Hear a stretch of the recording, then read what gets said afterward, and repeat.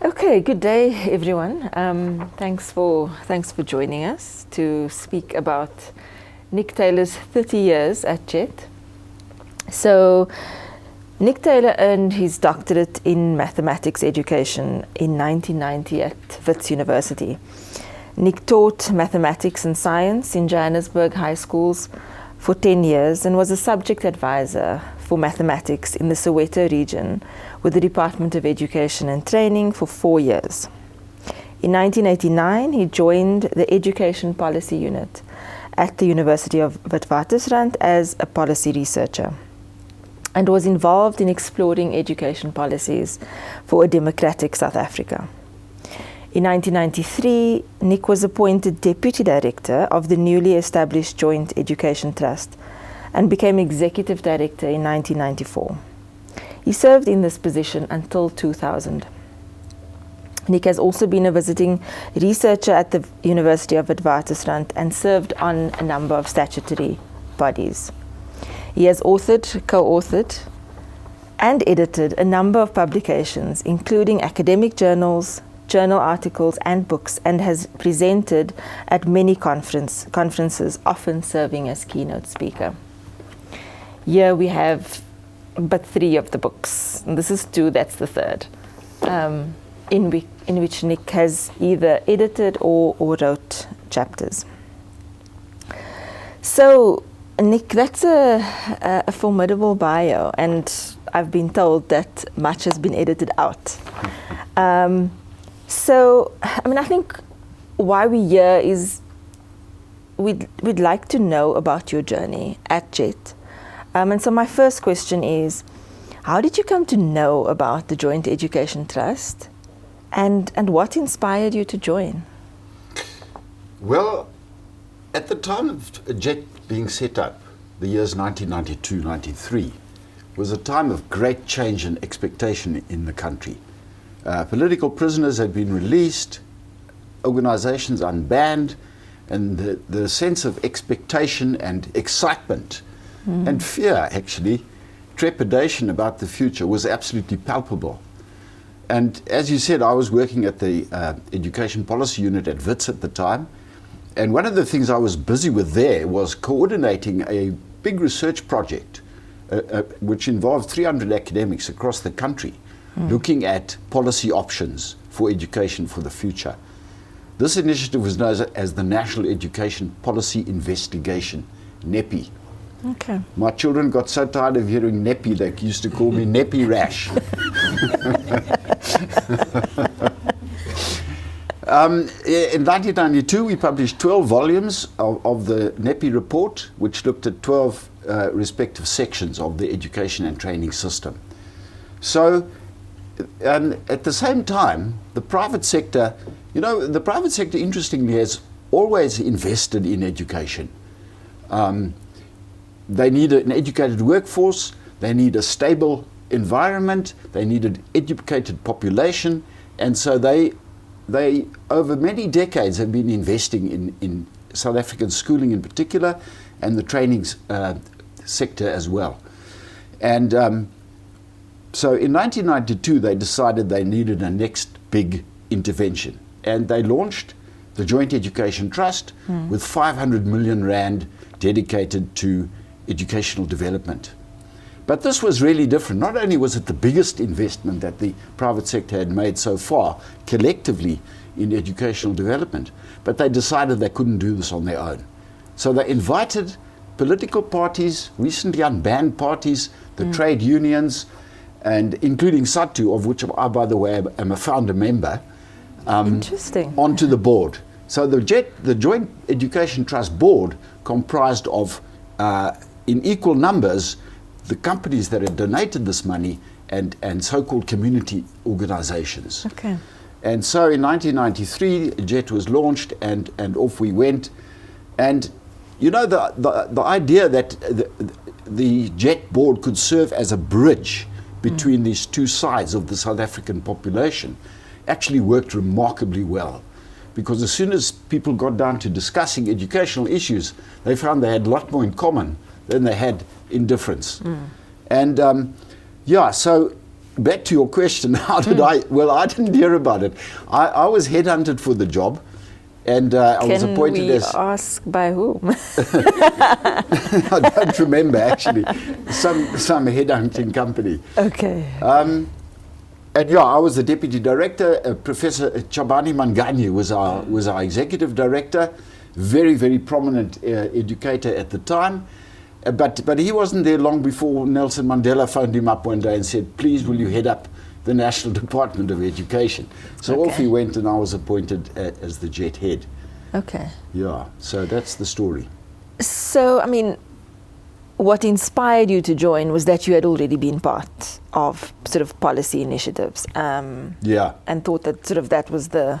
Well, this seemed to be an avenue for exploring some of these ideas. Yeah. And my approach always was to think about the system. You know, NGOs up to that time had largely been working sort of on isolated community projects, doing a lot of good for the individual recipients of those projects, but they weren't adding up to an impact on the system, and that has always been my primary concern. How can we, as NGOs, come together to pilot new models, to evaluate initiatives that could make a difference, and how could that be incorporated into the system? Because, you know, if we're not going to if we can't change the schooling system as a whole, what are we really doing? So a systemic perspective has always been my primary consideration. And so the Joint Education Trust funded mainly NGOs? Yeah, funded only NGOs. Okay. But, you know, I mean, we also began to think, well, look, when this money is finished, what are we going to do? I mean, the idea was JET would just be disbanded and we would get on with our other lives. But I began to see bigger opportunities here. So we began to work with other donors. We began to get a tender for projects, government-funded projects, donor-funded projects. And the international donors, of course, were flooding into South Africa. And JET became a primary vehicle for them to channel their money. Okay. So the British Department for International Development, DFID, USAID, you name it, all those big international donors, the Dutch, the Swiss, they were all investing in South Africa, and JET became the vehicle for managing a lot of that money and directing it. So very soon, you know, we became self-sufficient according to those activities. So when the 500 million was ended, we were a free-floating, self-sufficient NGO. Okay, so I mean, my next question is, I mean, we hear because you've spent 30 years at JET, and I mean that's no mean feat. At what point did you know you're in it for the long haul? Well, I've been trying to get another job ever since, but I haven't managed to find one. So would you call that fate, or sort of the universe sort of, you know, conspiring to, yeah? Well, you know, I don't know, it just suited my needs and my inclinations and my ideals. Okay. So I guess, you know, it was kind of, excuse the pun, tailor-made for my continuing professional development. But was there like a moment when you knew, I'm not going anywhere else now?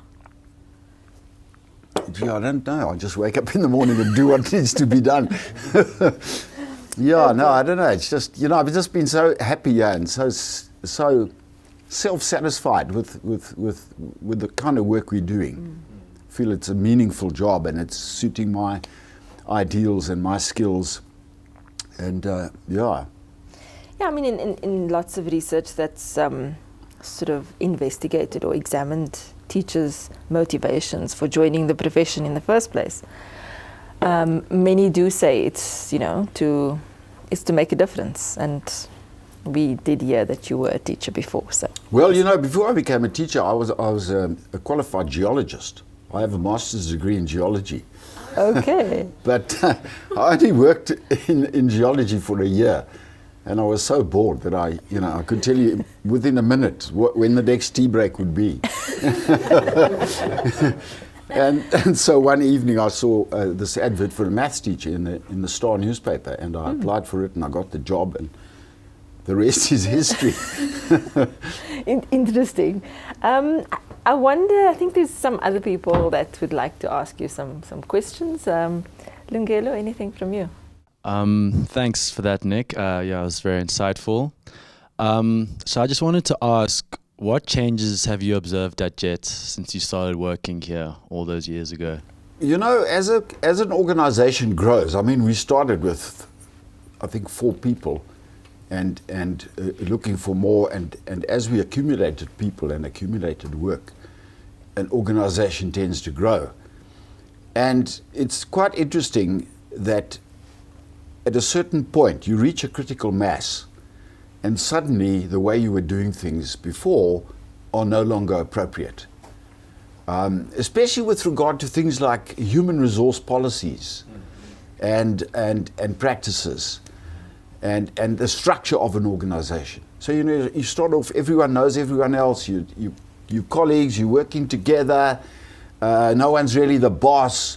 But then suddenly you get to a point, like 15, 20 people, it doesn't work quite in that personal way anymore, and you need to restructure the organization, you need to bring in proper policies, and especially in the HR area, where people start saying, you know, when do we get promotion, and stuff like that. So yeah, I think our policies have remained very constant throughout the 30 years, you know, focused on improving the quality of education and training for poor South Africans.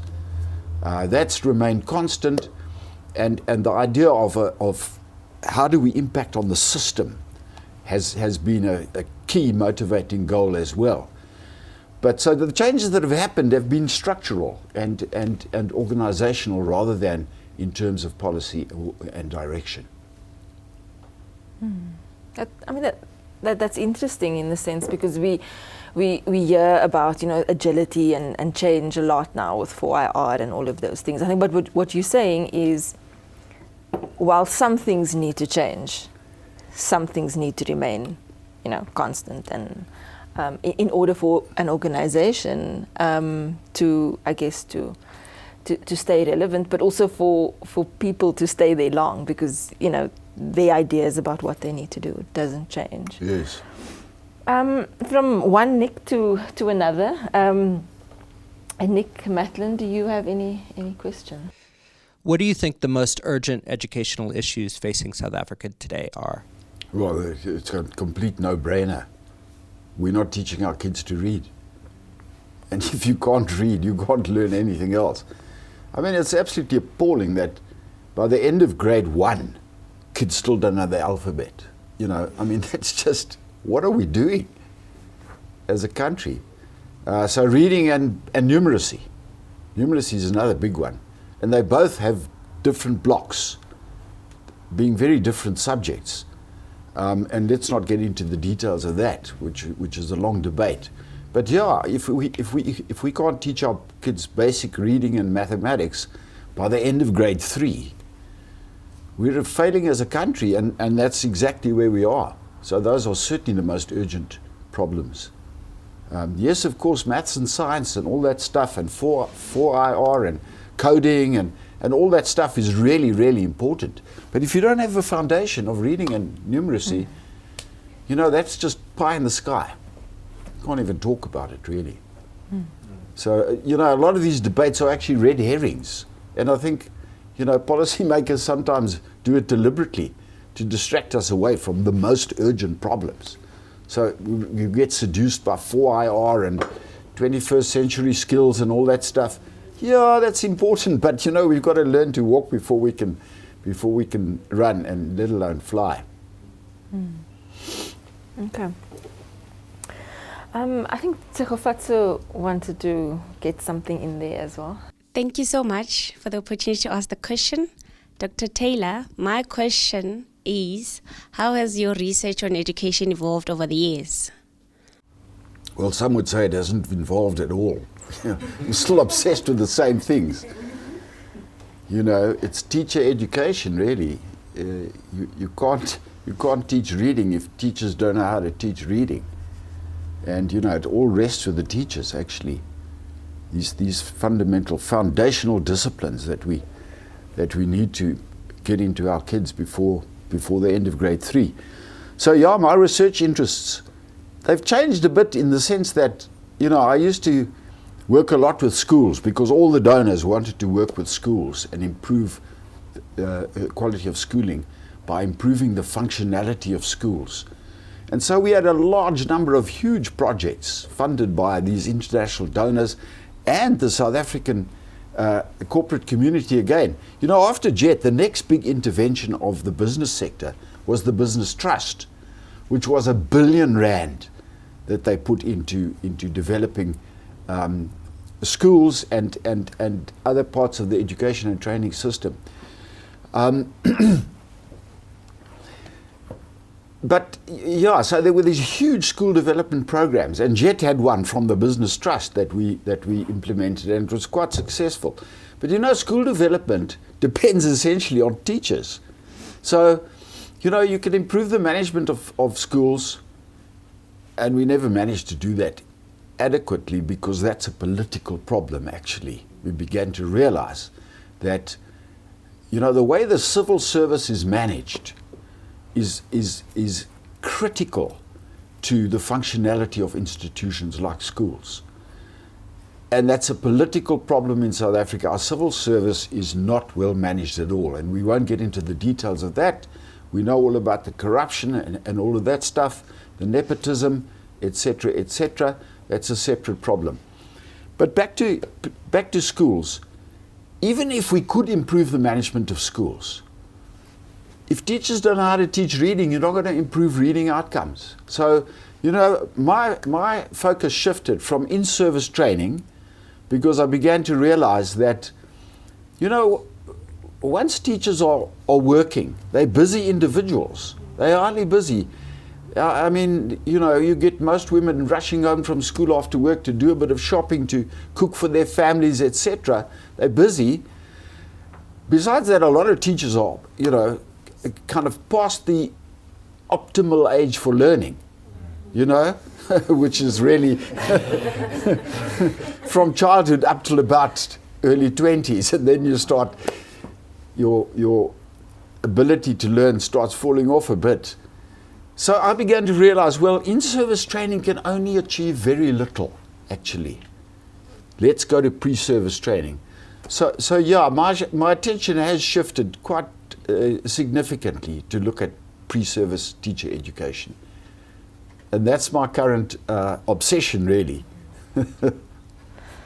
Nick, so, do you think that being at an organization like JET, as opposed to being in either a government organization or perhaps a public or even private higher education institution, has shaped the way you can do research in a different way or not? Yeah, definitely. You've got so much freedom, to say and do what you believe.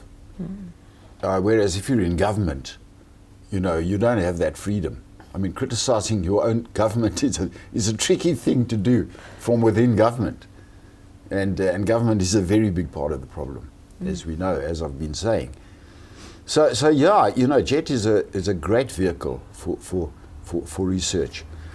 In a sense, it's more advantageous for doing the kind of research that we do than being in a university.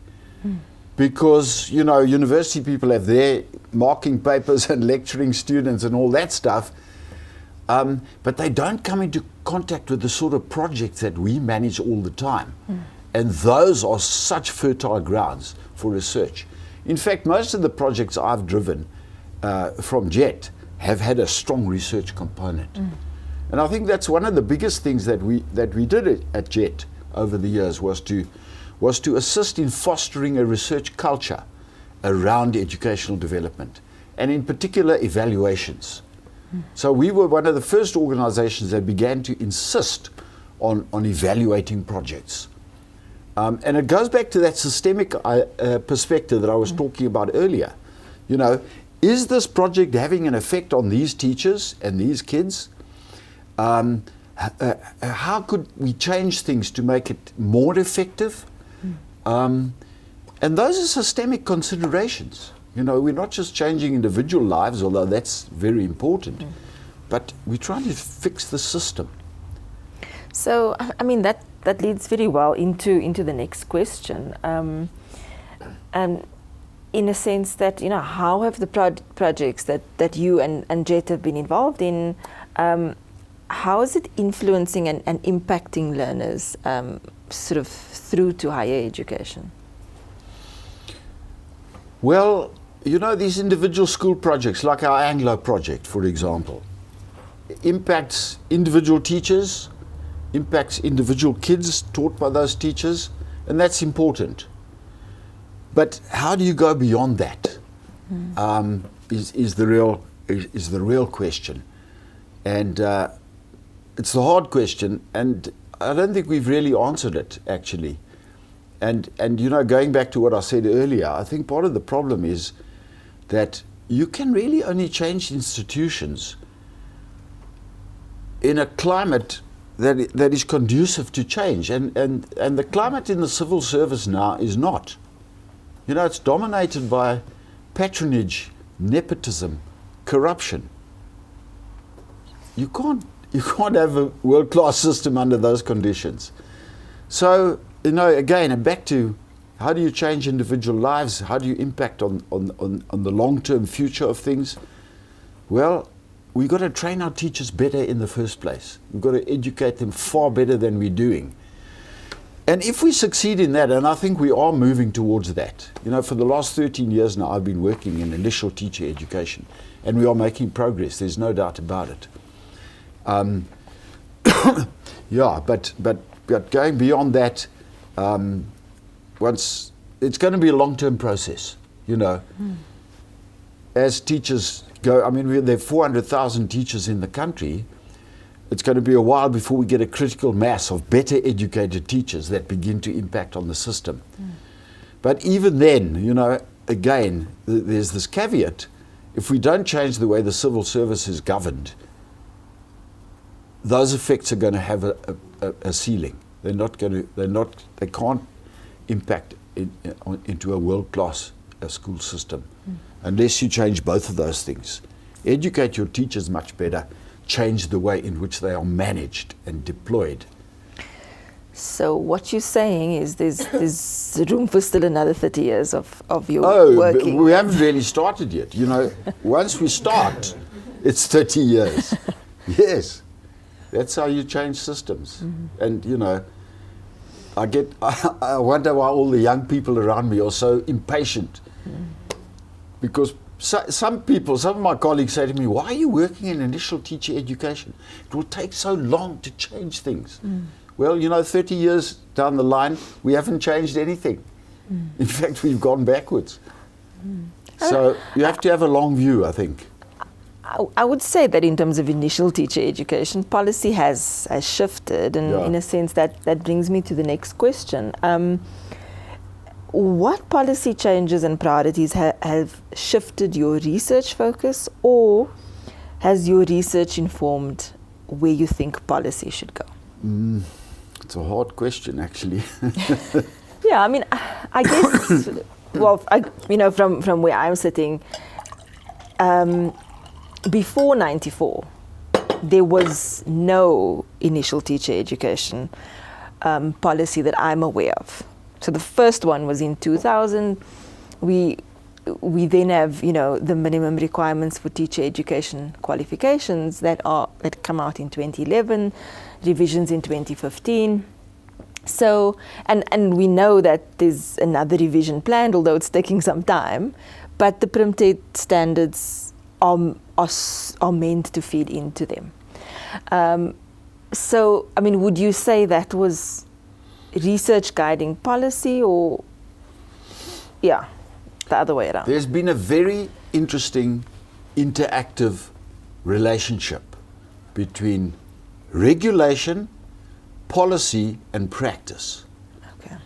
And JET has been central to that. You know, in 2010, the Council on Higher Education, which is the regulatory body for for all higher education qualifications. You can't offer a degree if you don't have the approval of the CHE. In 2010, the CHE published a report which evaluated all education programs in the universities, and they found that only half of them were adequate. And a quarter of them were non-accreditable, and the rest were sort of put under watch. And that caused a huge uproar in the initial teacher education sector.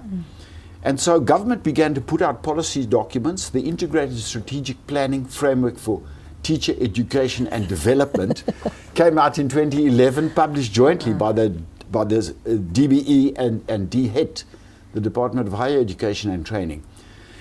And the first edition of Mr. Tech, the minimum requirements for teacher education qualifications, was published.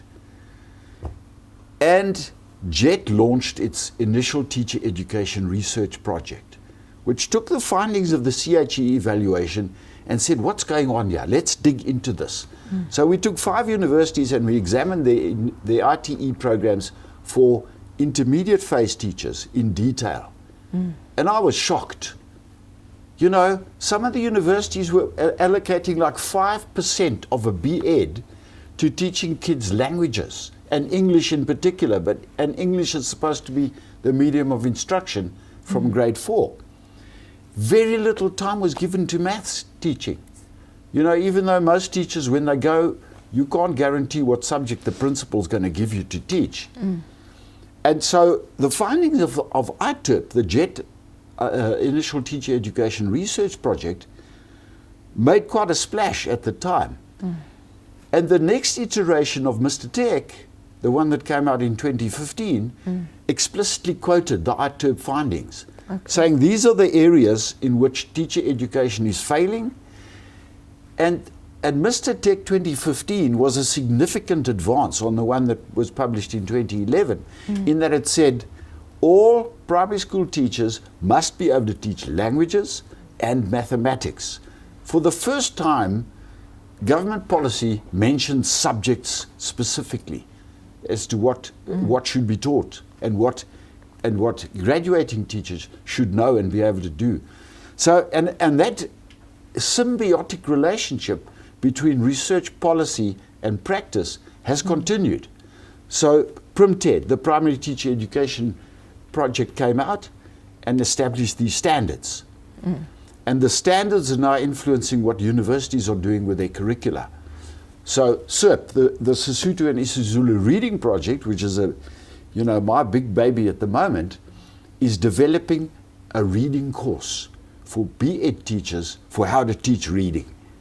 So there's been this really interesting interaction between the regulator, the Council on Higher Education, the policymaker, the Department of Higher Education and Training, and practitioners in the field, including JET. So NGOs and the universities are the practitioners. And there's this give and take. Okay, I mean, Nick, and I think I'd have to differ with you in terms of what you were saying, that nothing has changed. I mean, I think, yes, probably from where you're sitting, you realize that a lot more needs to change in order for the education system really to, deliver quality to everybody. But a lot has changed. No, I agree with you, actually. You know, when I say nothing has changed, I'm a radical change advocate. But things have been changing at the margins.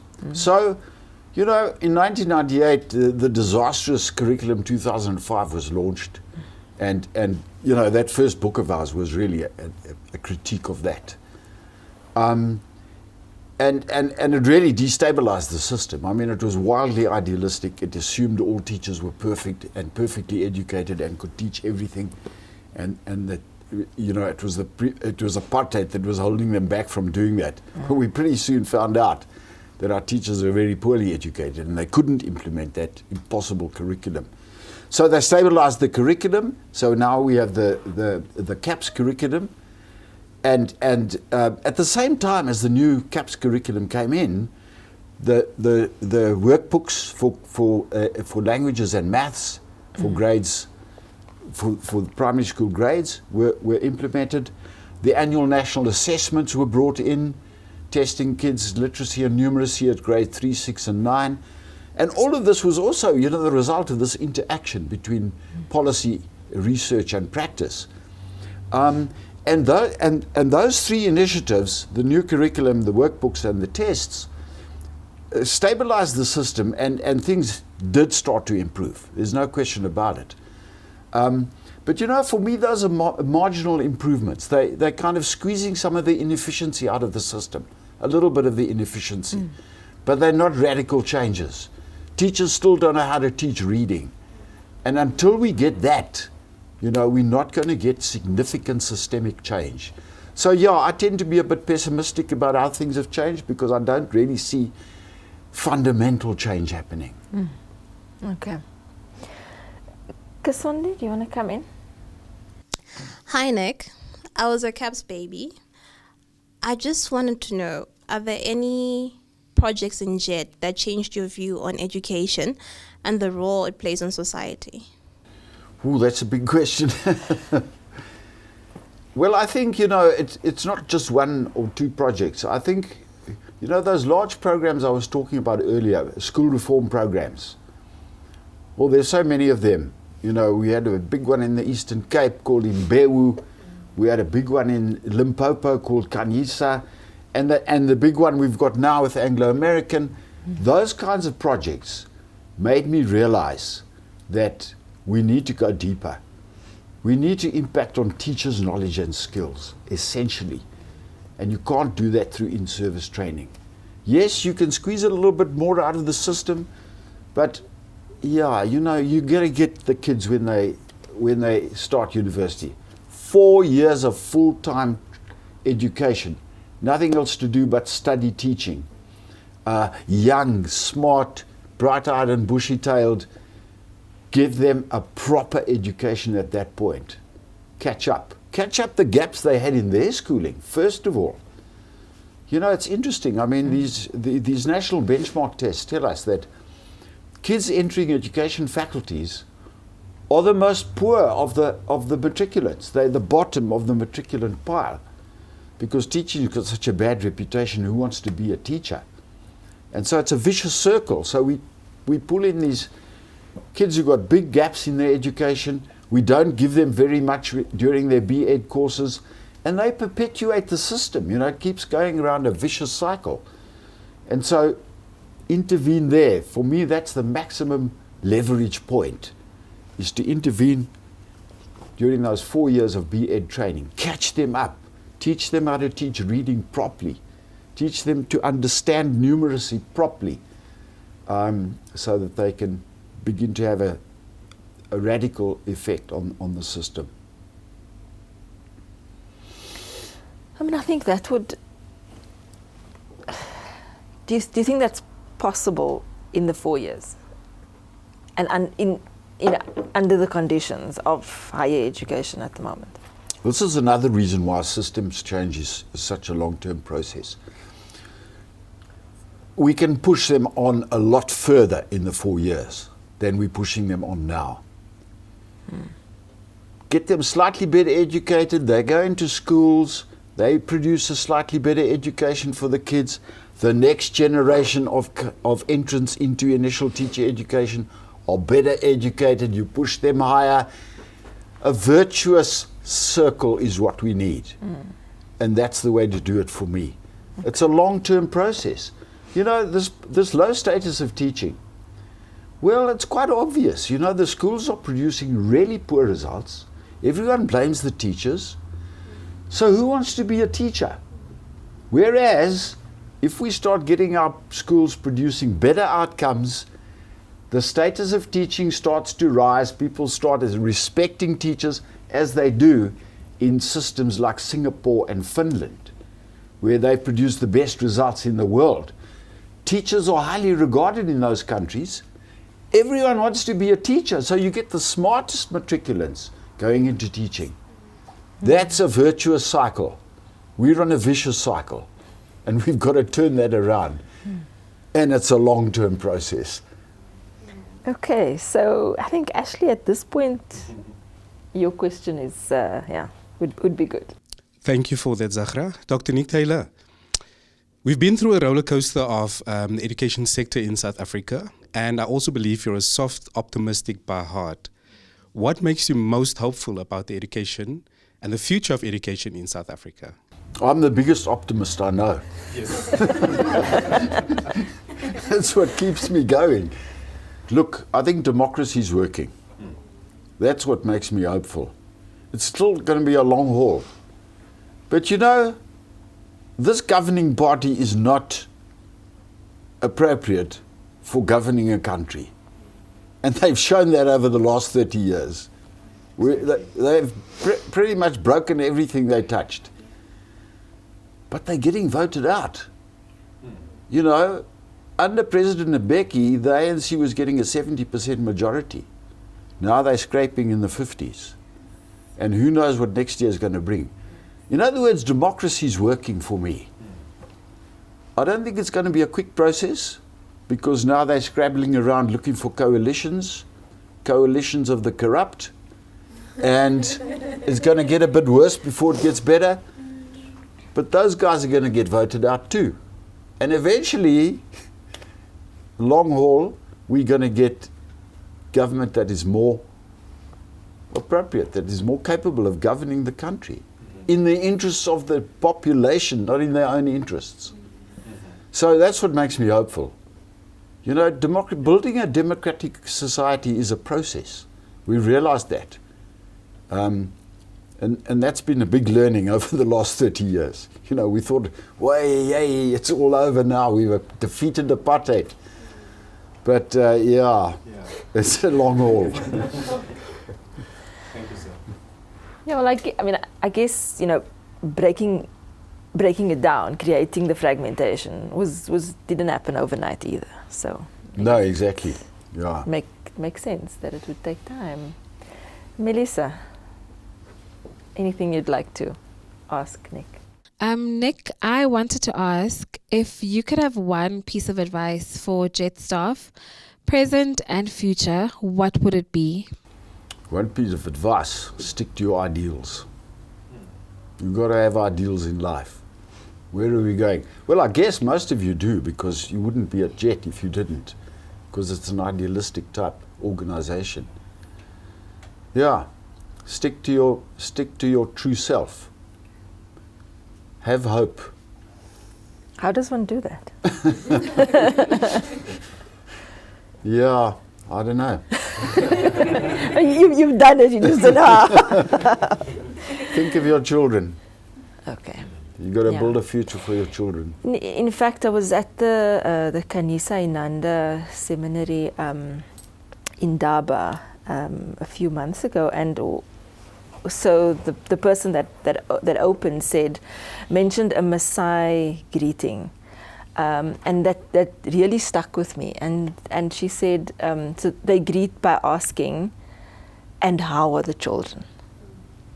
You know, and I guess that sort of just says everything. And so I'd like to have actually stopped there, but I think there's just one thing that I still want to know. If you live to be 120 years, we know you're still going to be at JET. Yeah, definitely. But is there like one thing that will always remain with you, that you'll never forget about JET?